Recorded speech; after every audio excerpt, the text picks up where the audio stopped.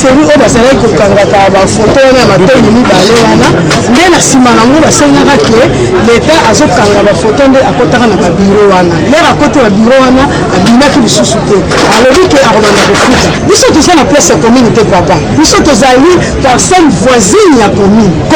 nde mutu azwile biso akotisa biso na kati ya certificat ne tandis que biso toza na certificat na biso ya 1984 ye 80 nde mokolo asombaka yango oyo ya ye commune aza nango eza ya 2006 2009 certificat commune aye koenglobe na lopango na biso alors lere tobandi kosamba tobandi kolanda makambo nyonso tu wana papa nakanisi tribunal eza zoba te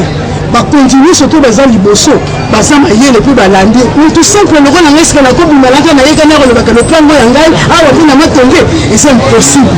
alors soki tokomi ntina niveau ke oyo olandaka lopango eza ya biso papa na bandi dossier oyo banda 2000 papa baneo na 2001 papa kufi na 2000 to 2004 tobandi dossier oyo jugement eyokobima na 2010 mpe toyaki epa ya bourgmestre tosignifie donc tosignifie ye bango baye kosala opposition na moment moko tardif dans 19 jeunes jours alors biso gandi que c'est soit non opposition alors quand il y a eu ça l'opposition to yaka pe to lande nyango malgré le tribunal makampo ça la rebelle et comme qui de gauche après tout manœuvre directeur ba ça nous ko liba pièce maîtresse o ya sala ki procuration atinda ka ba mettre na ye pour la tinda na ça l'opposition wana mais heureusement le col na ka peu prudente na zaka na photocopie na wana zongi saka kuna pour revoir ba numéro wana o bango ba salaka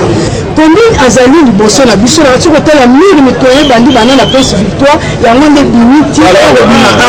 mire wana ezali ebuto ne sala ke même na commune bato commune bakota na kati mire eza na kati kati na separa biso alors tito samba ki même na bango bavoué yango ke ezali parcelle voisine biso to loja kaka ba service na biso kuna